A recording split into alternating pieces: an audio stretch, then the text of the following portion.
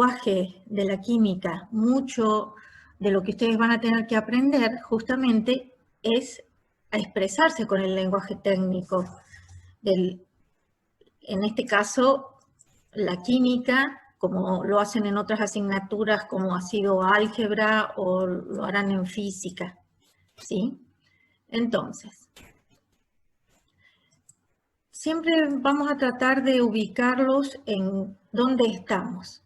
La unidad 2, en este caso, está formada por dos temas troncales o principales, que serían la estructura atómica y la tabla periódica.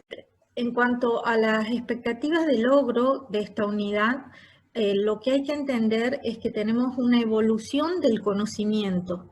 Esa evolución del conocimiento permite que nosotros hoy podamos hablar de una estructura atómica actual. No se supo desde la época de los griegos cómo estaban formados los átomos, ¿sí? Entonces teníamos que tener en cuenta que los átomos fue evolucionando el conocimiento a medida que fue habiendo paralelamente un avance tecnológico, ¿sí? Entonces, reconocer las propiedades de la radiación electromagnética fue un aspecto tecnológico importante que relacionó la física y la química, y de ahí en más una nueva teoría para interpretar el comportamiento de partículas que no se veían, ¿sí? Como son los átomos o las partículas subatómicas que forman a los átomos, ¿sí?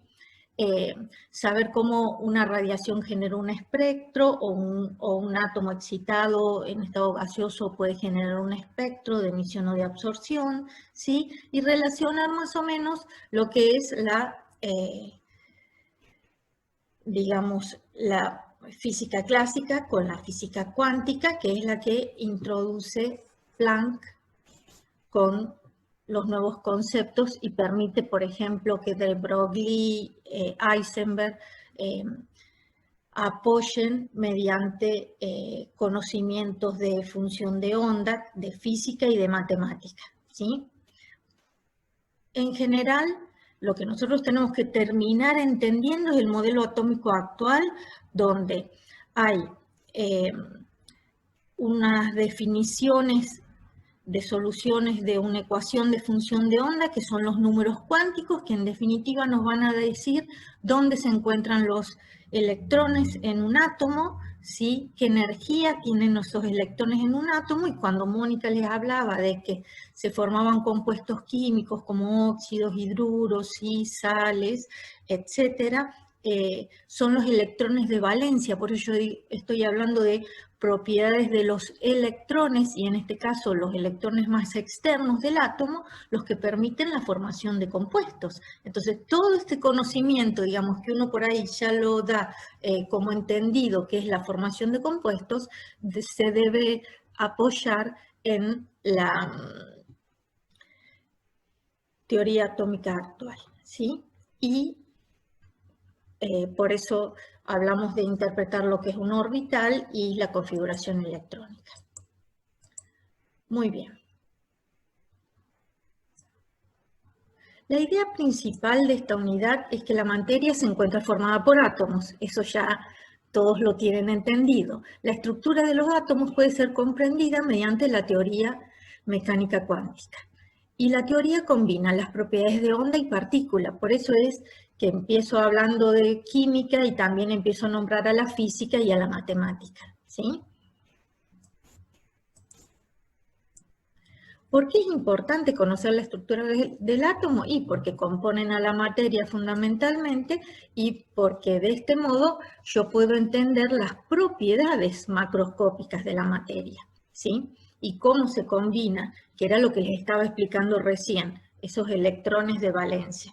Y vamos a hacer una mínima interpretación de lo que es, digo mínima porque nosotros no nos ponemos a deducir todas las ecuaciones de la mecánica cuántica, ¿sí? Pero una mínima interpretación de lo que es la mecánica cuántica para entender la estructura del átomo, ¿sí? Y sus propiedades.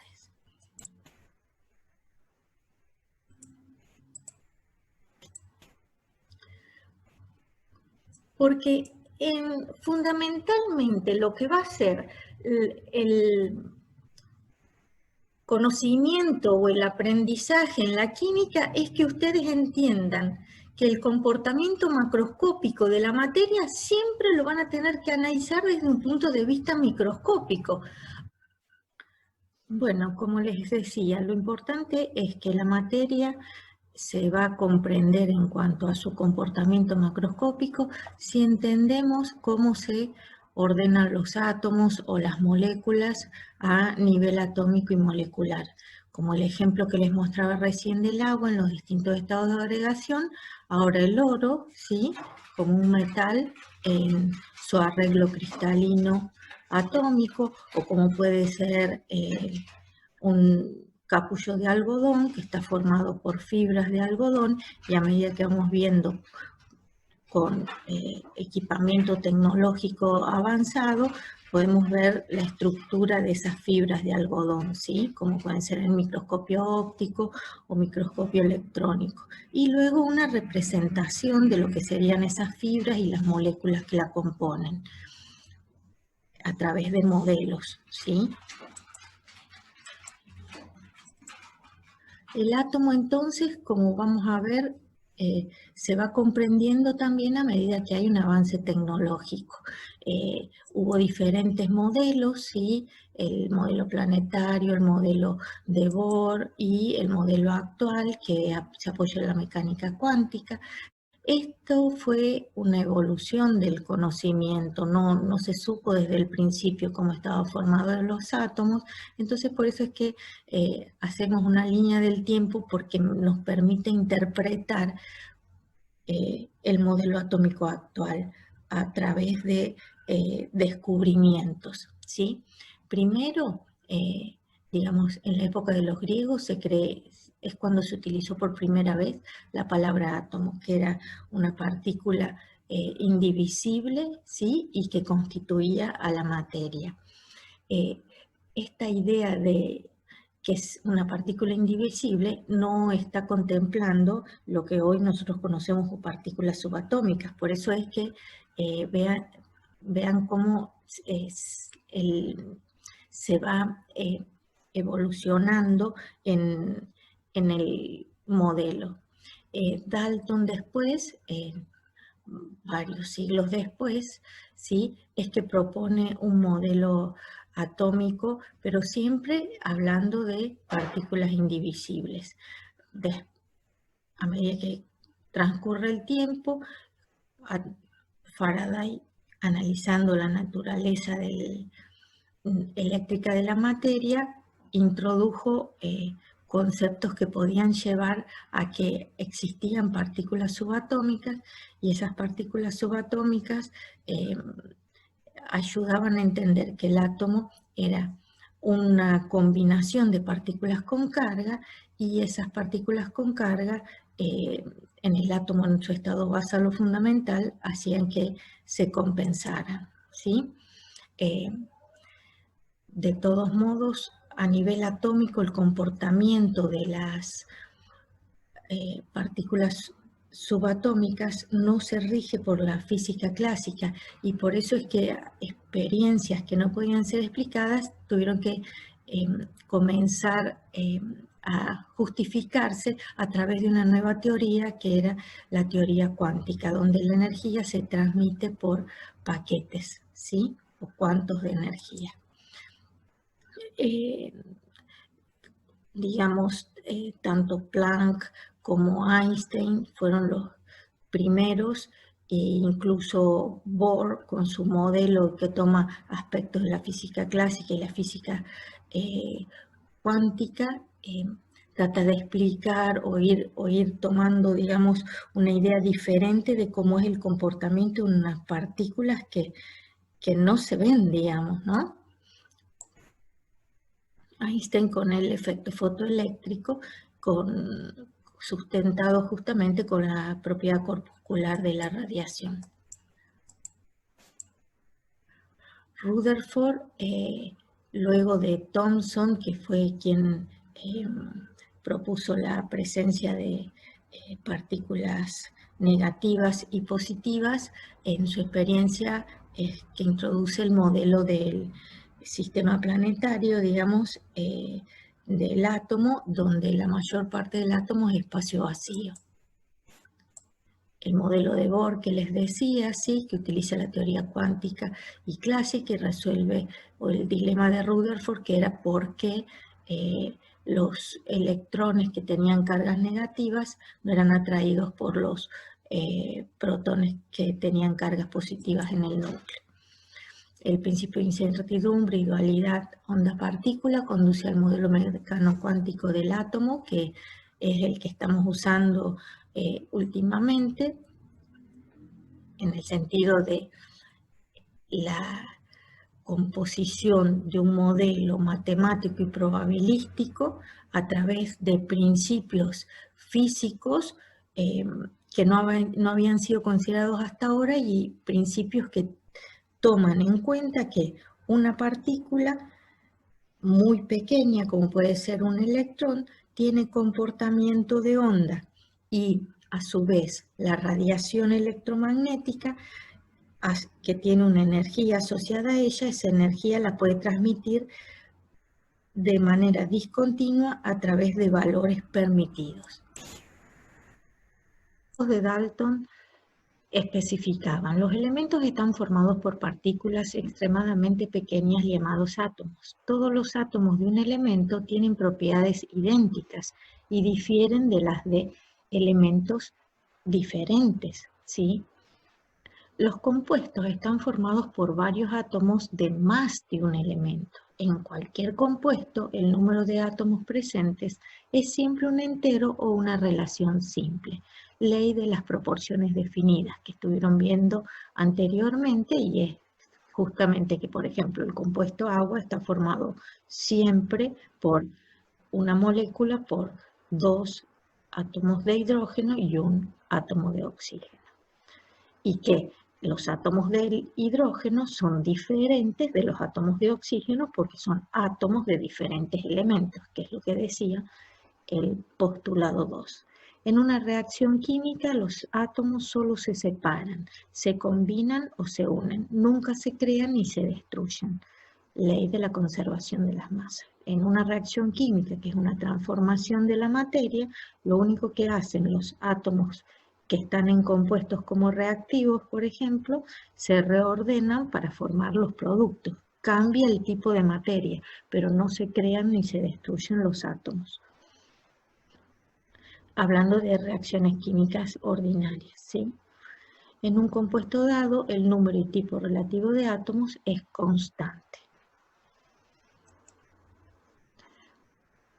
Desde esa concepción del átomo como partícula indivisible, como les decía, que se empezó a ver el comportamiento eléctrico de la materia a través de un tubo de rayos catódicos, que es cuando se hace vacío en un tubo y se producen rayos catódicos, ¿sí? Rayos que salen del cátodo, que es el negativo, al positivo, y pasaban a través de un orificio, y por una combinación de un campo magnético y un campo eléctrico se veía cómo se desviaban cuando se produce un alto voltaje entre los dos electrodos, ¿sí?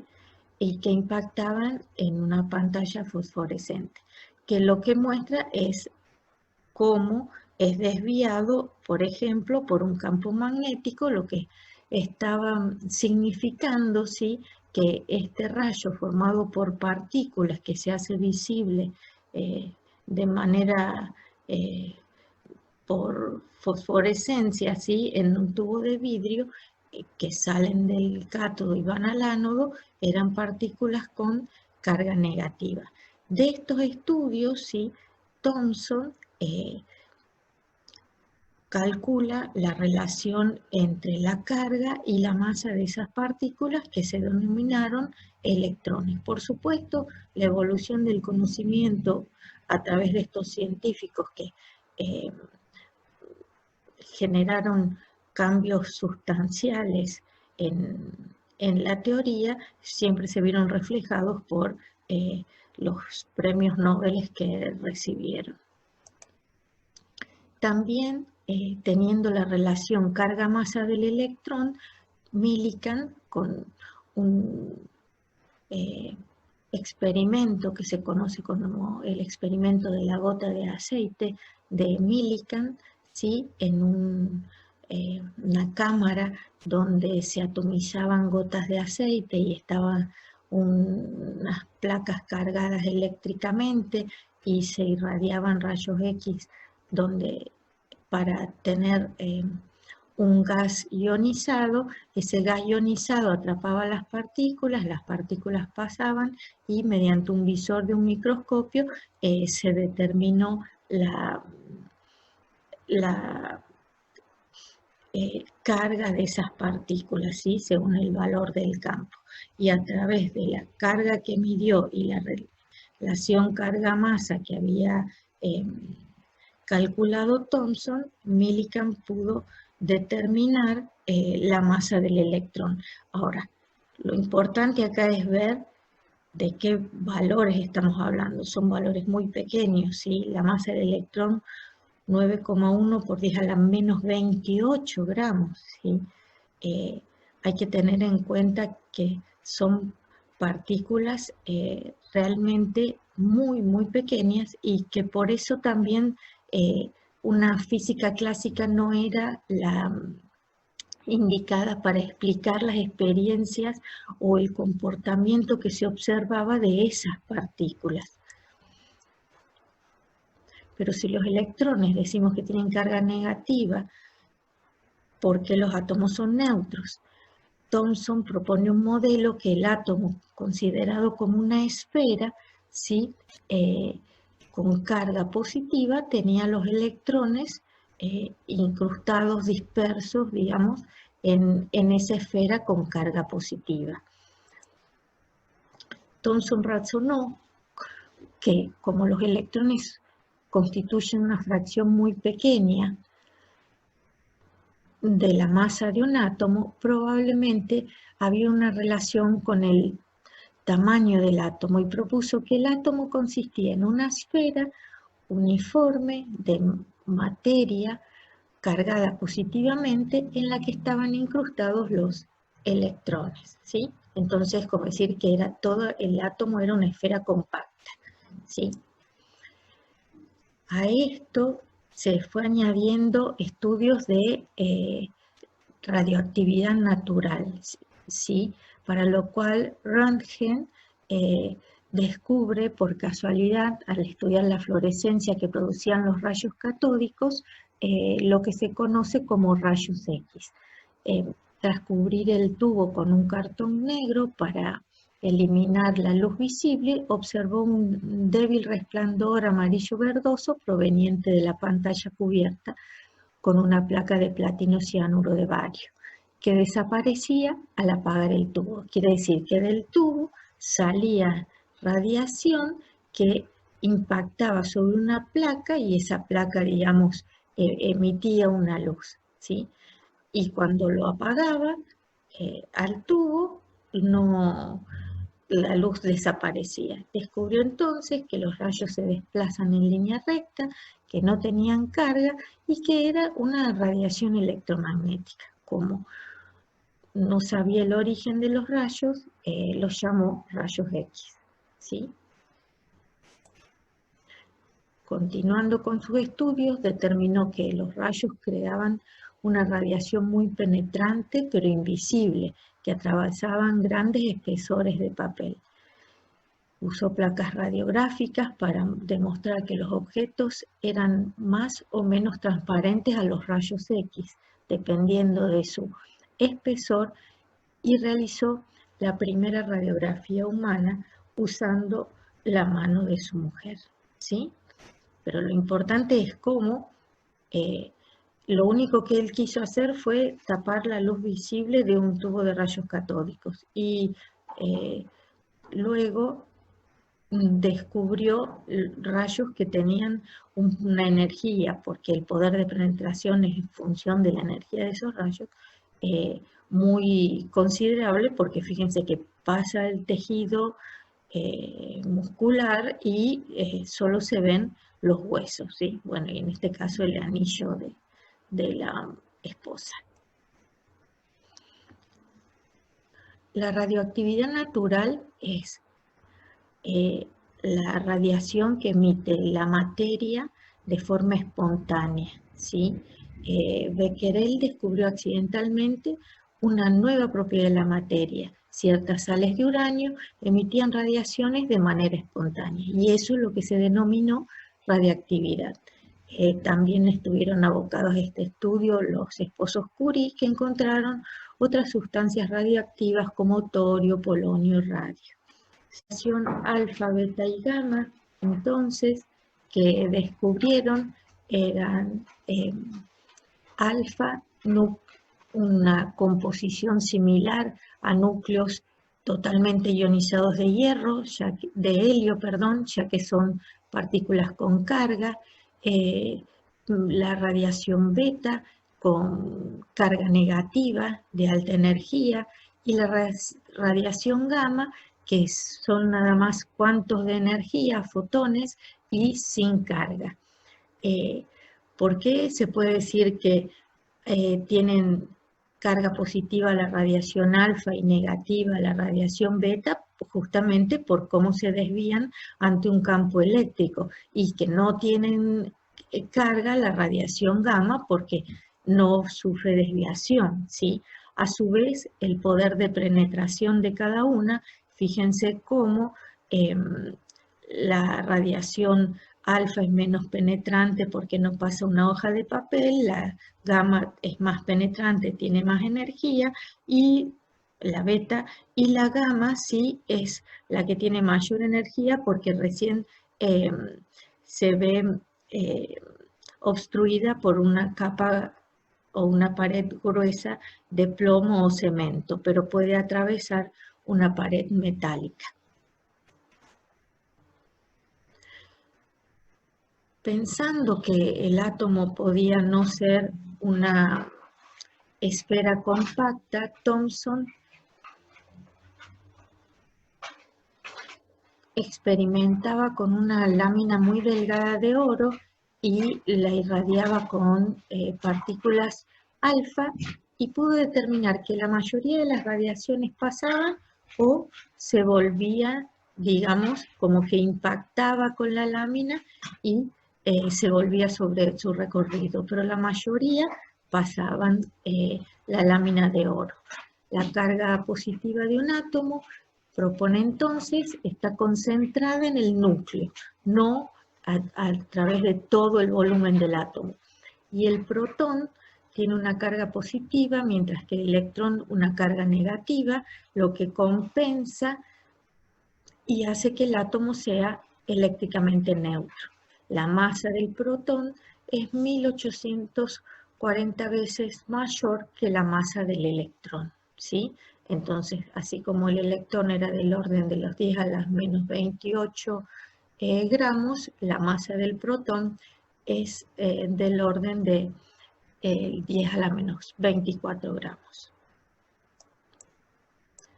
Entonces, siempre se hace la analogía de tener el volumen que ocupa un estadio. Yo les decía, acá está el Kempes, y si hubiera un poroto de soja sería el núcleo, ¿sí? La masa del átomo está concentrada en su núcleo. Y las partículas subatómicas entonces son protones con su masa y carga, electrones, ¿sí? Aquí están dados en kilogramos, por eso ven la diferencia en las exponentes, ¿sí? Negativos, pero es nada más porque está dado en kilogramos. Y la carga eléctrica, que es la misma. De todos modos, no, cuando hablamos de la carga de un protón y de un electrón, no decimos estas cargas, sino que decimos el protón tiene una carga más 1 y el electrón una carga menos 1, que es como decir una carga relativa, pero más fácil de cuantificar. Y sí, si el átomo está formado por protones y electrones, porque la masa del átomo no es igual a la suma de ambos, porque se descubrió la presencia del neutrón, es decir, partículas sin carga, pero que contribuyen, porque es prácticamente igual a la masa del protón, y que se encuentra en el núcleo junto con los protones. quien descubrió esta partícula fue Chadwick, y porque bombardeó una delgada lámina de berilio con partículas alfa, el metal emitió una radiación de muy alta energía, similar a la radiación gamma, y posteriormente se demostró que eran neutrones, ¿sí? Quiere decir que la radiación gamma es partículas, y que habíamos dicho que era partículas sin carga porque son neutrones, ¿sí? Bueno, las relaciones, digamos, entre el radio atómico y el radio nuclear, ¿sí? Como el núcleo es una parte muy pequeña del átomo, ¿sí? Pero muy densa, y lo que se pudo establecer en cuanto a las partículas que le dan primordialmente la masa al átomo es que son los protones y los neutrones en el núcleo los que dan la masa del átomo. La masa del helio, por ejemplo, es 4 veces la masa de hidrógeno, tomado como referencia, en este caso, ¿sí? Quiere decir que tiene una masa 4 veces mayor, ¿sí? Bueno, y los isótopos, como había indicado Mónica, que está formado átomos de un mismo elemento que tienen el mismo. ¿Por qué se dice que es de un mismo elemento? Porque tienen el mismo número atómico, que quiere decir que tienen el mismo número de protones en el núcleo y electrones en la periferia, ¿sí? En la corteza del átomo. Y tienen distinto número de neutrones, lo que hace que tengan distinto número másico, que es la suma de los protones y neutrones. Aquí se muestran los isótopos del carbono, y aquí los isótopos del hidrógeno, proteo, deuterio y tritio, donde el deuterio formaba parte de lo que se conoce como agua pesada, que el agua pesada se usa como refrigerante en las centrales nucleares, por eso siempre se hace la aclaración que en sí misma el agua pesada no es radioactiva, no es nociva, siempre y cuando se encuentre en una pequeña cantidad, ¿sí? Y que sobre todo lo que cambian son algunas propiedades físicas respecto del agua común, digamos, ¿sí?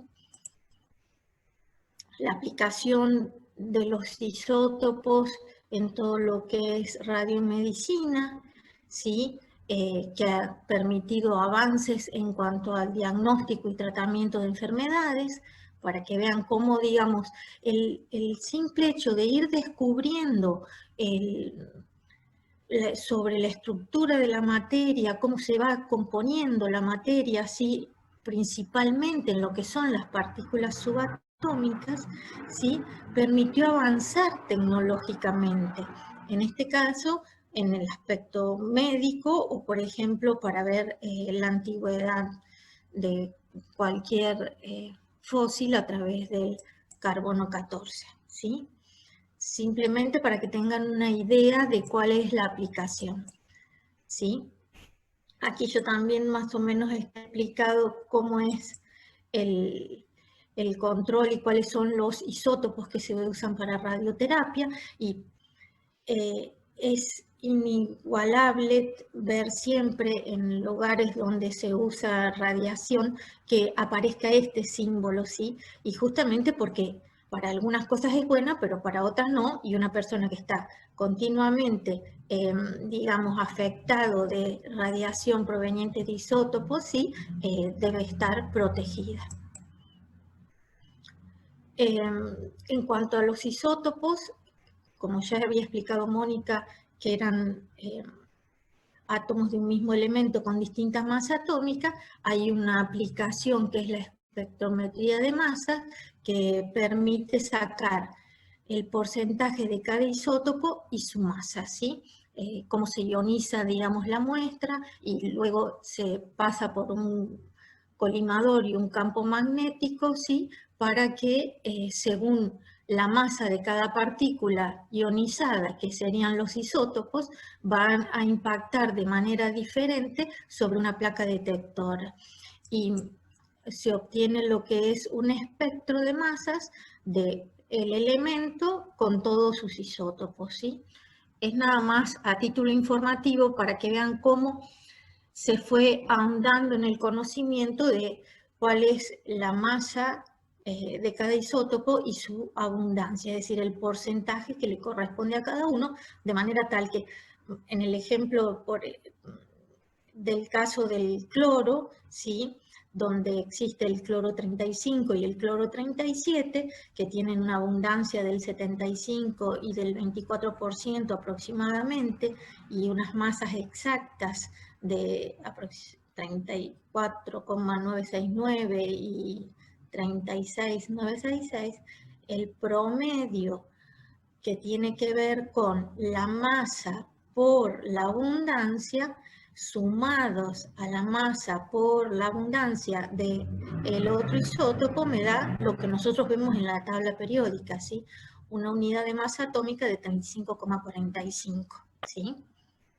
Nada más es mostrar de dónde viene este concepto, ¿sí? Bueno, aquí está explicado que haciendo la suma de las masas de los isótopos afectados por su abundancia, se obtienen los valores de las masas atómicas, ¿sí? Se ha establecido, como se explicó antes, que la unidad patrón de calibración para las experiencias sea la 12ª parte de la masa del carbono 12, ¿sí? Es decir, el isótopo 12, que como referencia es de 12 unidades de masa atómica. Por ejemplo, se dice que la masa de un átomo, de un elemento, acá hay un error, es 40 veces la masa de la 12ª parte del átomo de carbono, ¿sí?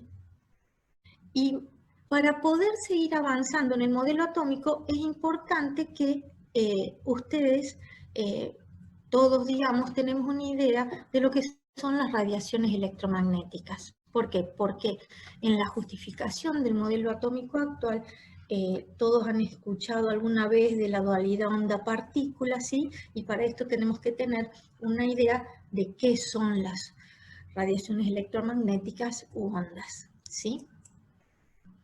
Las ondas están presentes en nuestra vida diaria, ¿sí? Como es el sonido, es una onda mecánica que se propaga en el espacio, en cualquier medio. Gracias a Dios no es cotidiano un terremoto, que es una onda mecánica, o un tsunami, ¿sí? Pero las ondas electromagnéticas nos dan luz, ¿sí? Calor, como lo es radiación infrarroja, nos broncean hasta cierto punto, como la radiación ultravioleta, de la cual últimamente ya tenemos que protegernos, ¿sí? Se emplean en medicina, como estuvimos hablando hasta recién, como por ejemplo los rayos X, de uso doméstico, como los microondas o las ondas de radio. Entonces, nuestra vida diaria está rodeada de ondas, ¿sí? Lo que pasa es que ahora tenemos que entender las características de una onda para trasladarla a su interacción, ¿sí? O de una radiación electromagnética para ver su interacción con la materia y específicamente su interacción con los átomos y con las partículas subatómicas, como pueden llegar a ser los electrones, ¿sí? En el modelo de Rutherford, los electrones, si estaban quietos, podían ser atraídos y caer hacia el núcleo. ¿Por qué? Porque el electrón es negativo y el núcleo es positivo y podían atraerse y no permanecer a una distancia determinada. Si se mueven, también podían ir liberando esa energía en forma de radiación hasta que el movimiento cesara. Estos inconvenientes del modelo atómico de Rutherford fueron tratados de explicar a través de un nuevo modelo atómico que fue el de Bohr, que yo les explicaba que Bohr lo que hace es tomar un poco la física clásica y los nuevos conceptos de la mecánica cuántica o de la teoría cuántica, digamos, propuestos por Planck, y proponer una estructura del átomo más avanzada. Para entender el movimiento de los electrones, entonces, es necesario conocer la teoría cuántica de Planck, la naturaleza de las ondas y las radiaciones electromagnéticas. ¿Qué es una radiación electromagnética? ¿Sí? Una radiación electromagnética tiene las características de que los campos eléctricos y magnéticos se propagan en ondas a través del espacio vacío o de cualquier medio, ¿sí? Una onda tiene como característica una longitud de onda, que serían dos puntos simétricos, o esto también puede significar una longitud de onda, una cresta, un valle, la amplitud, ¿sí? Y la frecuencia de la onda, que es la cantidad de veces que una onda electromagnética pasa por un punto, ¿sí? La radiación electromagnética transmite energía, ¿sí? Una onda en sí misma es energía. La luz es un tipo de radiación electromagnética justamente porque está compuesta por un campo eléctrico, ¿sí? Y un campo magnético perpendicular a él. Frecuencia, entonces, el número de ciclos por segundo se mide en 1 sobre segundo y la unidad también se conoce como hertz. La longitud de onda es la distancia entre dos máximos, ¿sí? Como les mostraba, la distancia entre dos máximos, ¿sí?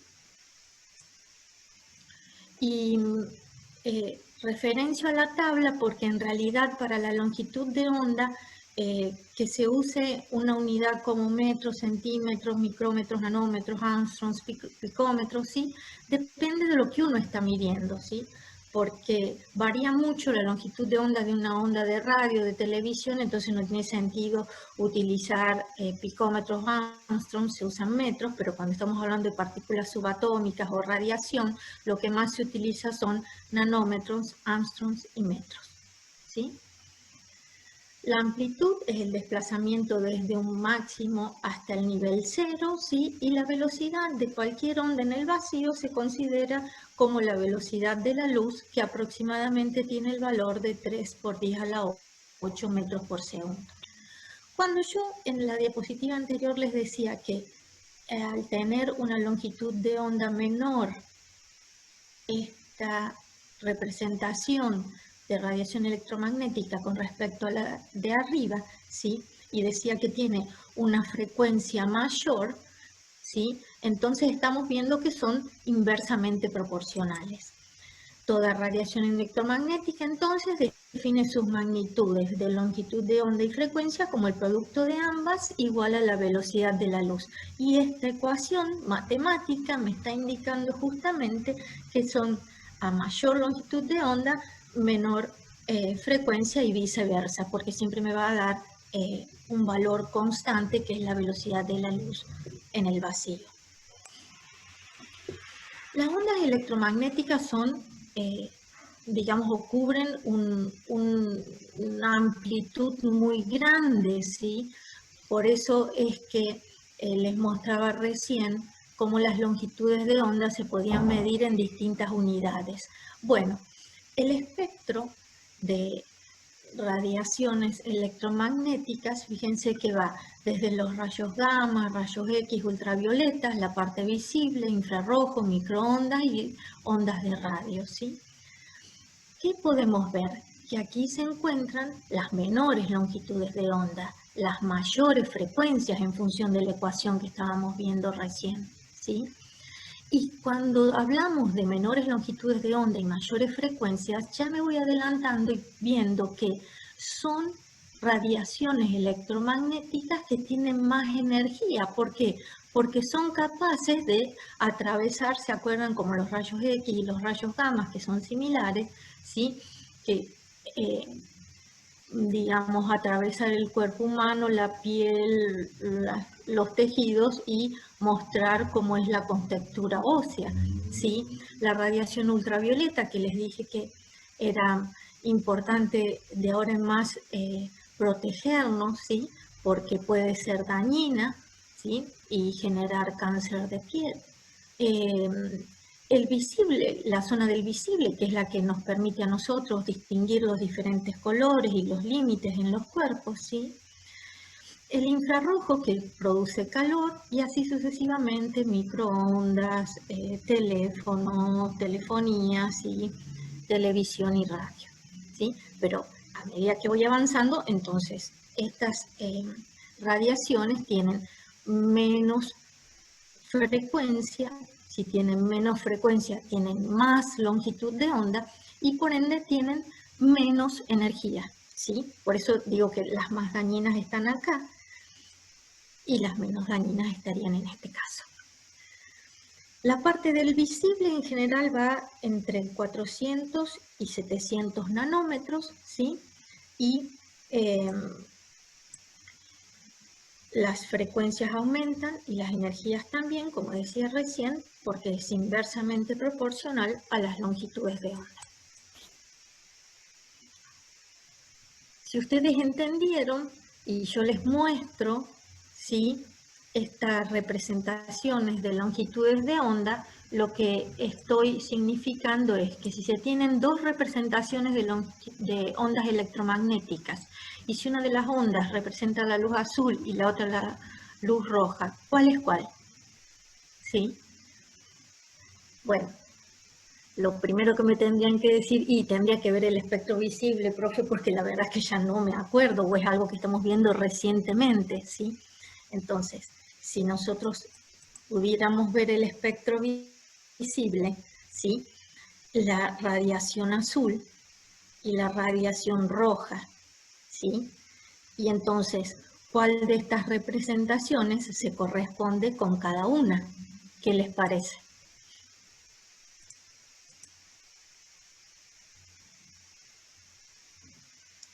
Por supuesto, la radiación azul es la que tiene menor longitud de onda, ¿sí? Y es la que tiene más frecuencia. Y la radiación de la luz roja, ¿sí? Es la que tiene mayor longitud de onda, ¿sí? Y por ende menos frecuencia. ¿Estamos? Bien, era para dar un ejemplo y para que ustedes vayan, digamos, acostumbrándose a razonar los conceptos y no acordarnos de memoria que eran inversamente proporcionales, ¿sí? Muy bien. Entonces, el espectro visible. Decimos que el espectro visible en realidad es una parte bastante acotada de lo que es todo el campo de radiaciones electromagnéticas. Es lo que puede ver el ojo humano, ¿sí? Otros organismos incluso pueden detectar luz en otras regiones ligeramente diferentes, ¿sí? La región del visible, como ya había dicho, va de 400 a 700 nanómetros y son reacciones químicas que se producen en el ojo y para lo cual nosotros podemos ver los colores, ¿sí? ¿Cuál es el color que nosotros vemos? Es el color que se refleja, que el objeto refleja. Por ejemplo, la clorofila hace que las plantas aparezcan como verdes porque absorbe la luz azul y la violeta y roja, mientras que refleja la luz verde, ¿sí? Y entonces esa es la que nosotros vemos. Los rayos X, por ejemplo, se utilizan para determinar la distancia entre átomos. Las microondas se utilizan para estudiar el movimiento rotacional de las moléculas. La luz infrarroja se utiliza para medir el movimiento de vibración de las moléculas y con esto les quiero decir que también hay aplicaciones que son importantes desde el punto de vista de nosotros como futuros profesionales de la química que nos permiten con las radiaciones como pueden ser las microondas, la luz infrarroja o los rayos X, comprender un poco más el comportamiento de la materia, ¿sí? Y no solo dedicarnos a ejemplos de la vida cotidiana. Radiaciones, dice, nos podemos preguntar que no todos los espectros son continuos. Por ejemplo, cuando se aplica una fuente de alto voltaje a través de un tubo que contiene un gas hidrógeno, se produce un espectro de líneas, ¿sí? estamos queriendo decir con esto? Que si estamos estudiando la relación entre la energía de una radiación electromagnética y la materia, si yo tengo un cuerpo, un objeto macroscópico que lo caliento, sí, va a irradiar una luz roja y luego esa luz roja se torna un poco blanca y eso es un espectro continuo. Pero podemos tener presencia de espectros discontinuos que tienen que ver con la presencia de la muestra en estado gaseoso y en este caso sería de gas hidrógeno. La mecánica cuántica, para seguir introduciéndonos en este tema, sí, dice, como base experimental, estudió la radiación de un cuerpo negro, que es la hipótesis que justamente propone Planck, y es un cuerpo que no está irradiando cuando aumenta la temperatura de ese cuerpo porque emite radiación de una determinada coloración, ¿sí? El efecto fotoeléctrico tampoco podía ser explicado a partir de la física clásica, ¿sí? Los espectros electrónicos, que es lo que le estaba mostrando recién del hidrógeno, y entonces el modelo del átomo de Bohr, más nuevas ideas que se introdujeron de la mecánica cuántica, como pueden ser la hipótesis de Planck, de Broglie, el principio de incertidumbre de Heisenberg, fueron los que fueron, digamos, clarificando y conceptualizando esta unión que vamos a ver entre el comportamiento de onda y de partícula, ya sea de una partícula subatómica, como puede ser el electrón, o de una onda electromagnética, como puede ser en el efecto del fotoeléctrico, en el efecto fotoeléctrico. La emisión de un cuerpo radiante, ¿qué le ocurre al filamento de una bombita cuando se hace pasar una corriente eléctrica? Cualquier objeto caliente produce una emisión de radiación, ¿sí? Ustedes ven luz. Los sólidos, cuando se calientan, emiten radiación electromagnética que abarca una gama de longitudes de onda. La idea de Planck de definir a esa radiación electromagnética con un comportamiento de partícula es que dijo que el cuanto era una cantidad de energía que podía ser emitida o absorbida en forma de radiación electromagnética, queriendo decir que están permitidos ciertas cantidades de energía. No se transmite una energía de forma continua, ¿sí? Sino que por pequeñas cantidades que Planck le llamó cuantos, van a ver que Einstein le llamó fotones, ¿sí? Que son las mínimas cantidades de energía que pueden ser transmitidas.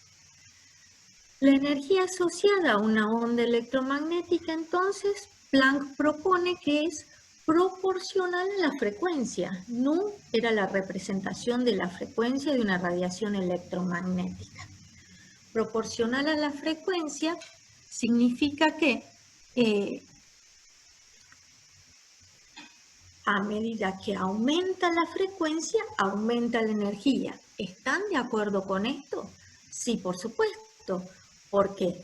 Porque lo estuvimos viendo en que los rayos X, los rayos gamma, que eran los que tenían mayor penetración, que podían pasar una hoja de papel, un tejido humano, ¿sí?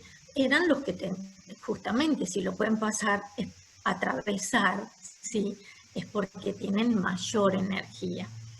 Bien, entonces Planck propone que a mayor frecuencia, mayor energía de una radiación electromagnética.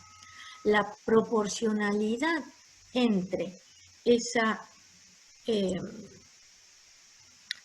energía y frecuencia está dada por la constante de Planck, que tiene un valor de 6,63 por 10 a la menos 4, menos 34 joules por segundo. ¿Sí? Nu representa la frecuencia. Y si al espectro visible le corresponden las radiaciones que van entre 400 y 700 nanómetros, con estos datos, en un ejemplo, yo quisiera que calculen la energía correspondiente a la radiación visible de mayor frecuencia y razonar si es posible conseguir la ionización, que sería transformar un átomo de litio en un catión litio con esa radiación. Entonces, no lo vamos a resolver ahora, ¿sí? En clases, porque yo lo que siempre propongo es que los ejemplos que les voy sugiriendo, quisiera que los razonen cuando tienen los conocimientos un poco más anclados, ¿sí? Afianzados, y puedan llegar a resolver el problema. Como dato también se les da la primera energía de ionización del litio, que es 5,4 electronvoltios. Pero sí quisiera que analicemos el ejercicio. Dice que el espectro visible corresponde a las radiaciones de longitud de onda que van entre 400 y 700 nanómetros. Es más o menos la cuarta vez que lo repito, pero es justamente como para ir incorporando el conocimiento. La pregunta cualitativa que yo les hago dice, calcular la energía correspondiente a la radiación visible de mayor frecuencia. ¿Cuál de los dos extremos tiene mayor frecuencia? Algo que ya venimos repitiendo también. El que tiene mayor frecuencia es el que tiene menor longitud de onda, ¿sí? Entonces, a menor longitud de onda, mayor frecuencia. Y después un concepto que vieron formaciones de iones, recalcamos que era importante que supieran cómo ionizar distintas especies o disociar en iones. Un átomo de litio, cuando se ioniza, forma un catión litio. Cuando forma el catión litio, se encuentra el litio en el grupo 1, periodo 2, lo que hace es desprender un electrón. La energía que necesita para desprender ese electrón es 5,4 electronvoltios, ¿sí? Por supuesto que van a tener que utilizar para resolver este ejercicio la relación de proporcionalidad indirecta entre la longitud de onda y la frecuencia y el concepto que propone Planck de que la energía es directamente proporcional a la frecuencia de la radiación, ¿sí? Cualquier duda que tengan, la clase que viene pregunta.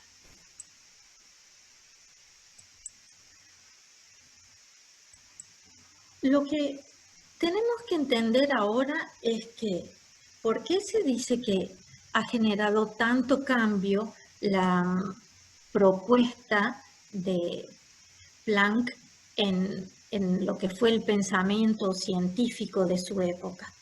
Porque justamente los objetos y las ondas eran dos entidades diferentes y nunca a nadie se le iba a ocurrir pensar que ambos podían comportarse de manera semejante.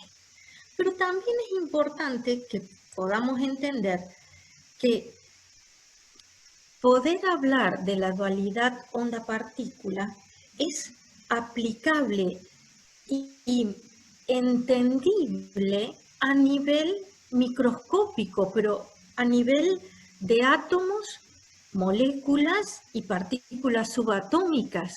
Si nosotros hablamos de cuerpos macroscópicos, la física clásica sigue teniendo vigencia y la cuántica también, pero se vuelve, digamos, insignificante en el sentido que no ejerce un cambio importante en la materia, ¿sí? El cambio importante que se observa en la materia es cuando estamos hablando de partículas muy pequeñas, donde la masa es pequeña. Siempre se hace una comparación entre la física clásica y la física cuántica, ya que la energía se podía, en este caso, de la representación, sí, digamos, análoga de una rampa y una escalera. En la física clásica, ¿sí? Si yo hablo de energía potencial, hablo de una energía potencial a una determinada altura, lo que se puede ver es que hay un aumento de energía continuo, hay un aumento continuo de energía hasta llegar a un valor determinado. Y en cualquier punto yo puedo calcular, y está permitido, cuál es la energía potencial en ese punto. En cuanto a la física cuántica, los valores de energía permitidos no son continuos, ¿sí? Sino que son valores específicos, ¿sí? Esos valores específicos, entonces, son los que están representando al cuanto de energía permitida, ¿sí? Que propone Planck y que vislumbró como fotones o definió como fotones en el efecto fotoeléctrico Einstein. Entonces, un sistema puede tener determinados valores de energía, no valores continuos de energía.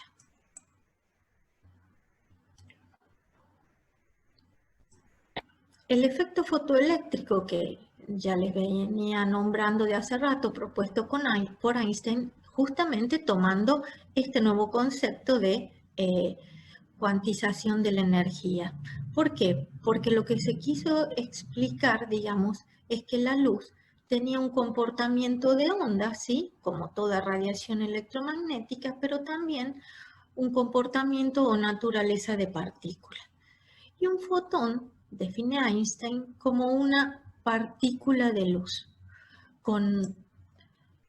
Cuando una radiación electromagnética incide sobre un metal, para que en ese metal que tiene electrones digamos que sirven en el enlace metálico, es decir, recuerdan que el metal es en general una sustancia sólida, la mayor parte de los elementos químicos son metales, como les mostraba ayer Mónica en la tabla periódica. Esos metales tienen la particularidad y redundancia de tener enlace metálico entre ellos, ¿sí? Que es que los electrones que poseen le dan la característica de ser buenos conductores, maleables, etc. Cuando la superficie de un metal es irradiada por una radiación electromagnética, la energía necesaria para arrancar un electrón de ese metal tiene que tener un valor mínimo de frecuencia, ¿sí? Y ese electrón que es arrancado de la superficie del metal, que estaba enlazado con los cationes metálicos, ¿sí?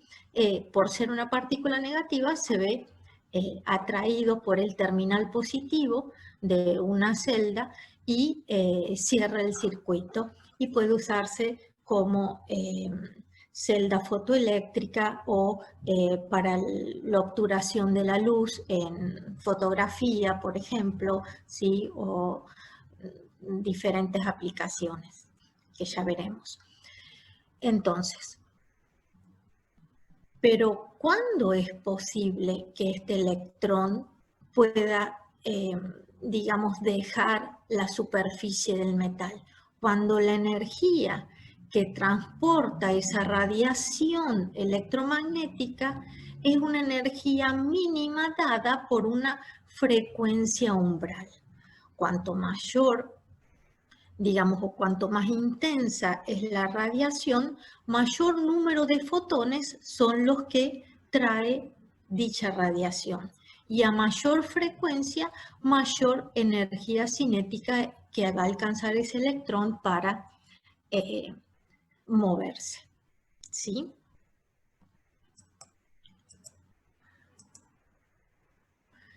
Entonces, Einstein sugirió una idea corpuscular de la luz. La luz se puede considerar como una corriente de partículas, fotones de energía cuantizada, ¿sí? Valores permitidos de energía, no energía continua, sino energía por cuantos. Y la energía de esa radiación se compone de dos términos. La energía cinética, que es la energía que tiene el electrón para abandonar la superficie del metal, y la energía necesaria primero para arrancar ese electrón del metal. Y por eso, en el ejercicio que yo les planteaba, les pregunta si era suficiente la energía de la radiación de menor longitud de onda para ionizar al litio. ¿Por qué? Porque si la energía de un fotón es igual a la constante de Planck por la frecuencia y tengo una superficie de potasio, por ejemplo, que es un metal, ¿sí? Del grupo 1, igual que el litio, el potasio necesita 2 electronvoltios para desprender un electrón y ionizarse en catión potasio. Si incide una radiación de longitud de onda de 700 nanómetros, una de 500 o una de 400, por supuesto que a diferentes longitudes de onda voy a tener diferentes frecuencias y diferentes energías de esa radiación. A medida que la longitud de onda va aumentando, la frecuencia, ¿sí?, es menor. Y en este caso, fíjense que para la mayor longitud de onda no es suficiente esta frecuencia, no alcanza el valor umbral para tener la energía mínima para extraer un electrón de la superficie del potasio. En cambio, cuando tiene un valor intermedio de 550, la energía alcanzada es de 225 electronvoltios, superando la energía mínima necesaria para arrancar un electrón de la superficie, por lo cual sí es posible que esto ocurra, ¿sí? Y a medida que la longitud de onda disminuye, la frecuencia aumenta y aumenta la energía en electronvoltios de manera tal que la velocidad alcanzada por el electrón es mayor. Cuando hablamos de energías, y yo les hablaba de la constante de Planck, les di la unidad en joules, ¿sí? Pero vieron que era del orden de los menos 10 a la menos 34 joules. Por eso se utiliza como unidad de medida de energía a nivel de átomos o moles de átomos, los electronvoltios, ¿sí? Y dice que la unidad de medida de energía en electronvoltios es una unidad de medida de energía equivalente a la adquirida por un electrón acelerado en una diferencia de potencial de 1 voltio. Diagrama que ejemplifica lo mismo que estábamos viendo recién en el esquema de la superficie del sodio, ¿sí? La frecuencia mínima para extraer un electrón de un átomo en el efecto fotoeléctrico se denomina frecuencia umbral, P sub 0, a mayor intensidad de la luz, manteniendo la frecuencia constante, mayor número de electrones se arrancan, ¿sí? Y en estos casos se ve que la energía es insuficiente, ¿sí? Y digamos, los fotones que inciden son insuficientes y aquí sí son suficientes y se ven atraídos por el terminal positivo de la celda fotoeléctrica. Estos ejemplos que les decía, como los paneles solares, el ingreso de luz en el obturador de una cámara digital, ¿sí? El detector de humo, todos tienen como aplicación el efecto fotoeléctrico. Ahora, al principio, cuando empezamos a interpretar lo que son las radiaciones electromagnéticas, hablamos de los espectros, ¿sí? Justamente porque era la visualización de radiación electromagnética y que cambiaba de color según la temperatura que le daba a un cuerpo. También cambia de color según la composición de ese cuerpo. Dice, cuando a los elementos en estado gaseoso se les suministra energía, descarga eléctrica o calentamiento, ¿sí? Por eso yo digo cuando aumenta la temperatura de un cuerpo, estos emiten radiaciones de diferentes longitudes de onda. Entonces puedo diferenciar, ¿sí?, la composición de la materia según el color de la radiación. Para los que han podido realizar prácticos de laboratorio, ya sean en el nivel medio o quienes hayan participado en los laboratorios presenciales de la facultad, ¿sí? Saben que hacemos reconocimiento de elementos químicos a través de justamente la experiencia de color a la llama, ya sea en una espátula teniendo una sal de litio, de sodio, de potasio, de cobre, ¿sí?, de magnesio, o una solución de esa sal y haciendo una dispersión sobre la llama, ¿sí? Y ahí van viendo los colores característicos de cada sustancia. Entonces, un espectro consiste en una representación gráfica de la intensidad de la radiación emitida o absorbida por una muestra en función de la longitud de onda de dicha radiación. Existen espectros de absorción y espectros de emisión. De absorción se irradia la muestra con energía y se registra la intensidad de la radiación resultante, no absorbida en función de la longitud de onda. Un espectro es de emisión cuando se excita la muestra, irradiándola o térmicamente, y se registra la intensidad de la radiación emitida al volver a su estado basal o no excitado, en función de la longitud de onda. Los espectros informan sobre los estados electrónicos del átomo y esto vendría a ser la parte más importante. ¿Por qué? Porque así como les estoy diciendo que me están mostrando diferentes colores según el tipo de sustancia, ¿sí?, los espectros me dan información sobre los estados electrónicos del átomo. Entonces, ya nos estamos metiendo de nuevo en lo que es la estructura atómica, ¿sí? Porque estamos viendo radiación electromagnética para entender la estructura atómica a través de la teoría atómica actual. El espectro atómico es el registro de todas las transiciones electrónicas posibles de los electrones en un átomo. Y aquí es más fácil entender lo que está escrito en la diapositiva anterior.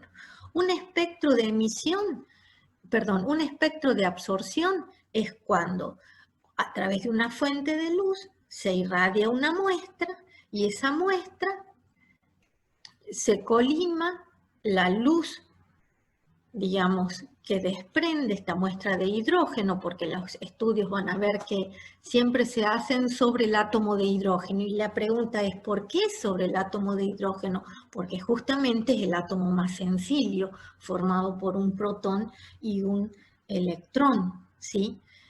Luego, con ecuaciones matemáticas, se trata de, transponer esos conceptos que fueron o que son válidos para el hidrógeno a átomos polielectrónicos, ¿sí? Pero siempre las deducciones se hicieron primeramente sobre la materia más sencilla, que era el átomo de hidrógeno. Cuando se dispersa esa luz, ¿sí?, que, digamos, emite la muestra de hidrógeno, ¿sí?, se ven un espectro de absorción, aquí más claramente, donde las líneas que aparecen como negras son las que corresponden con las longitudes de onda absorbidas, ¿sí?, por los electrones del hidrógeno. Cuando el espectro es de emisión, que dice que se excita una muestra de gas hidrógeno, ¿sí?, que está en un tubo, los electrones adquieren mayor energía, pero esa mayor energía que adquieren no es el estado natural del átomo, ¿sí?, sino que el estado natural del átomo justamente es cuando se encuentra en su estado de mínima energía. Entonces, esa energía que adquirieron los electrones excitados de los átomos de hidrógeno, la eliminan, ¿sí?, o la desprenden de manera tal que se ve un espectro de emisión, ¿sí?, donde las líneas de colores se corresponden con las longitudes de onda asociadas a los electrones de los átomos de hidrógeno, ¿sí? Entonces, un espectro de absorción y un espectro de emisión. Discontinuos ambos porque la materia se encuentra en estado gaseoso. Hay espacio vacío, ¿sí? Y entonces lo único que se puede ver es cómo reaccionan esos electrones ante esa radiación de la materia, ¿sí?, por una radiación electromagnética, o irradiación de la materia por una radiación electromagnética. Entonces, aquí se ve más claramente espectro de absorción y espectro de emisión. El espectro es un elemento crucial para dilucidar la estructura del átomo. ¿Por qué? Porque cada elemento químico tiene un espectro de absorción y de emisión característico. Y por esto es que se pueden identificar diferentes compuestos químicos. Esto es lo que cuando una luz blanca se descompone a través de un prisma, ¿sí?, una radiación blanca o digamos de un cuerpo negro, la radiación de un cuerpo negro, es un espectro continuo, y esta sería la radiación a través de un espectro de emisión y de absorción que absorbe o emite un elemento químico. Y lo bueno justamente es que nos permite diferenciar e identificar cada elemento químico, como por ejemplo el mercurio y el sodio, que van a dar luces diferentes, como les mostraba recién, o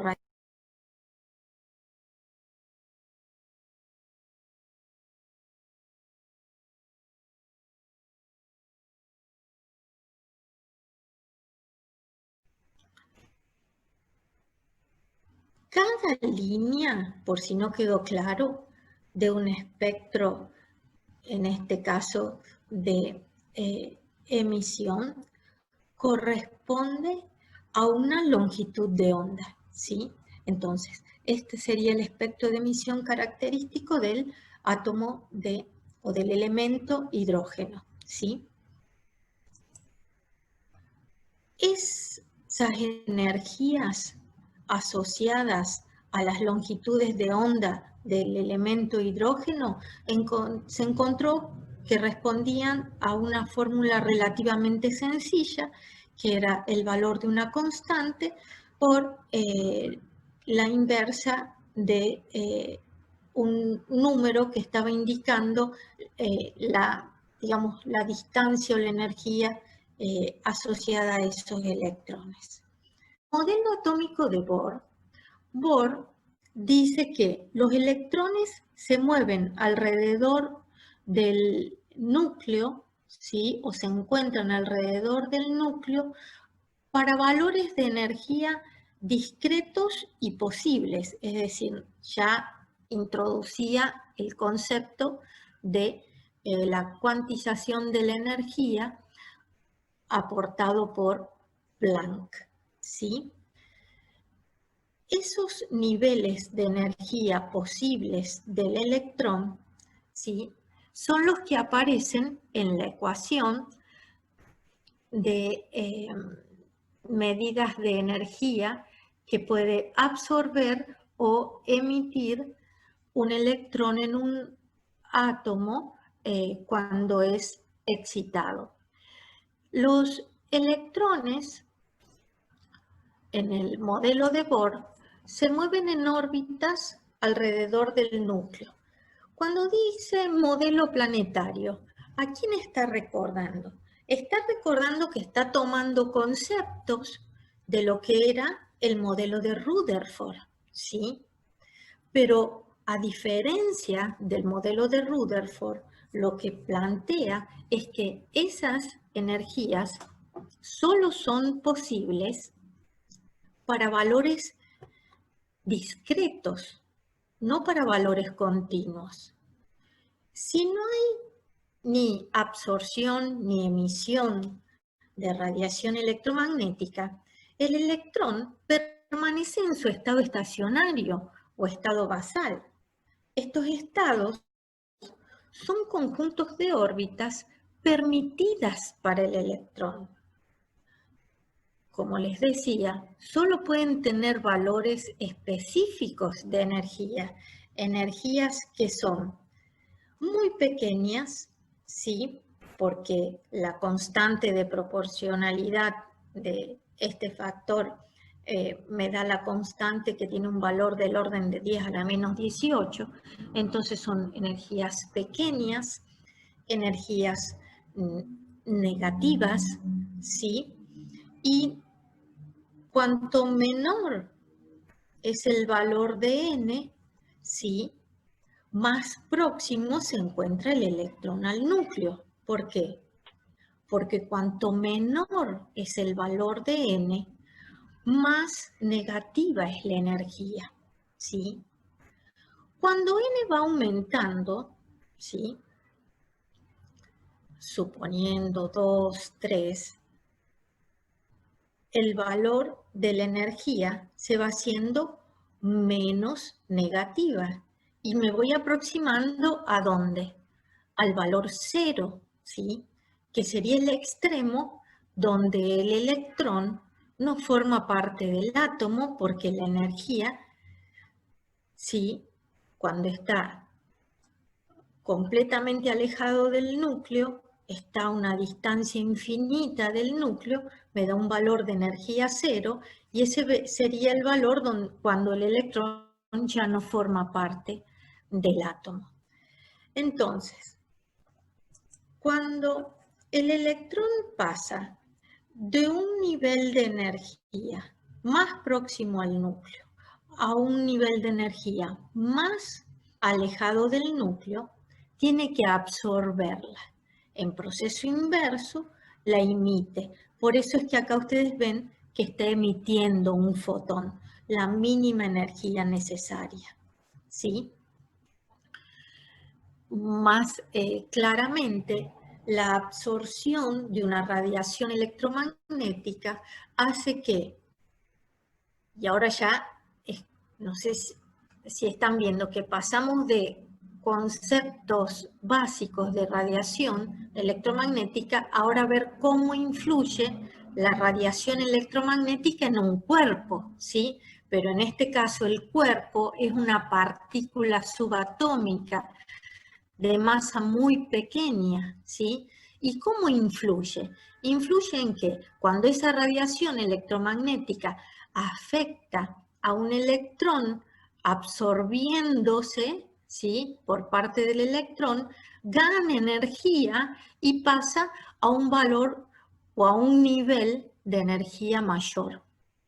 Cuando ese electrón en ese nivel de energía mayor, que no es su estado estacionario, porque su estado estacionario viene en el nivel 1, ¿sí?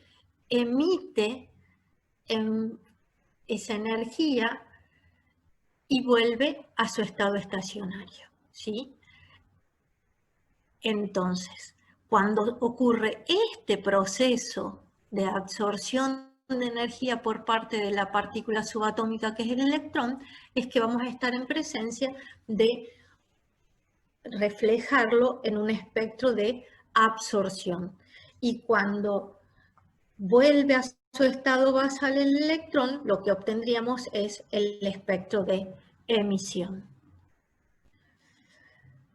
¿Cuáles eran las debilidades de este concepto o modelo de Bohr? Que solo podía explicarlo para el espectro del átomo de hidrógeno, ¿sí? Y que no da ninguna explicación de la formación de moléculas ni de la naturaleza del enlace formado.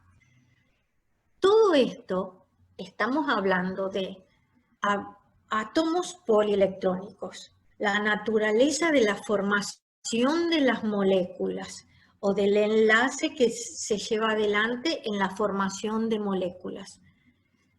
Es decir, estoy hablando de sistemas mucho más complejos que no pudo explicar el modelo de Bohr.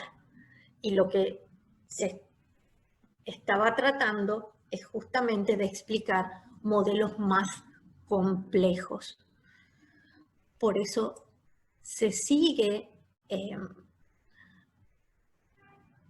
indagando en el conocimiento de manera tal que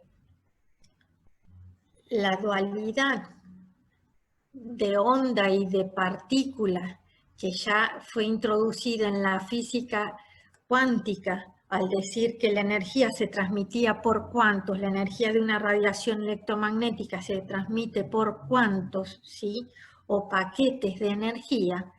Ahora de Broglie propone que esa dualidad onda-partícula también sea aplicable a partículas en general y particularmente a partículas subatómicas como puede ser el electrón,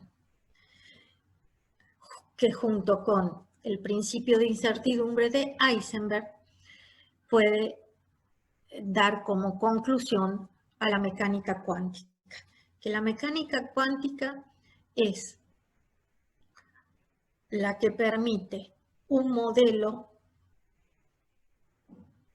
físico, químico, matemático y probabilístico del átomo, ¿sí? El átomo, digamos, es una partícula tan pequeña y está formada por partículas subatómicas tan pequeñas que no es fácil determinar, si no es con herramientas matemáticas y probabilísticas, las características de esas partículas subatómicas, ¿sí? ¿Cuál es la diferencia entre la órbita, modelo de Bohr, y un orbital, modelo de la mecánica cuántica?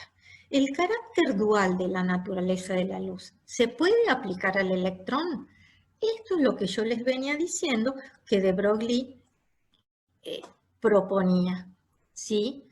Trasladar ese concepto dual de la energía de una onda electromagnética a través de comportamiento de partícula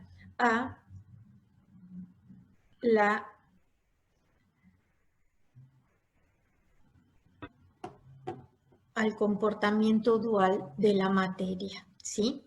Y cómo en realidad no puedo decir que el electrón, que es una partícula muy pequeña y con mucha energía, describe una trayectoria definida como una órbita, ¿sí?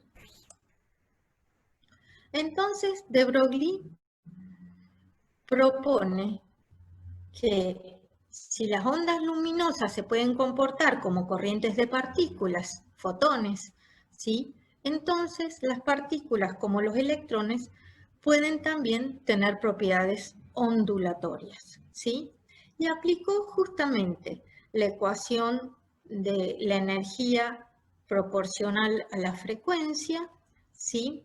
Lo relacionó con la propuesta de la energía igual a la masa por la velocidad de la luz al cuadrado, propuesta por Einstein, y como igual a estas energías, llega una relación entre las propiedades de la onda, como puede ser la longitud de onda, la constante de Planck y la cantidad de movimiento.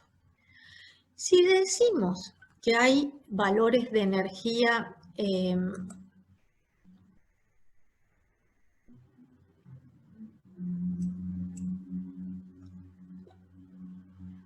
cuando decimos que los valores de energía permitidos por considerar al electrón como una onda electromagnética, ¿sí? Esa circunferencia, ¿sí? La longitud de la circunferencia, que es 2pi por radio, debe contener un número entero, ¿sí? De longitudes de onda. Ese número entero de longitudes de onda justamente son los valores permitidos, porque también serían los valores de energía permitidos. Si no es un número entero de longitudes de onda, son valores de energía que no están permitidos, ¿sí? Y entonces me queda relacionado la propiedad de la onda, como es la longitud de onda, en función de la masa por la velocidad del electrón, que sería la cantidad de movimiento, ¿sí?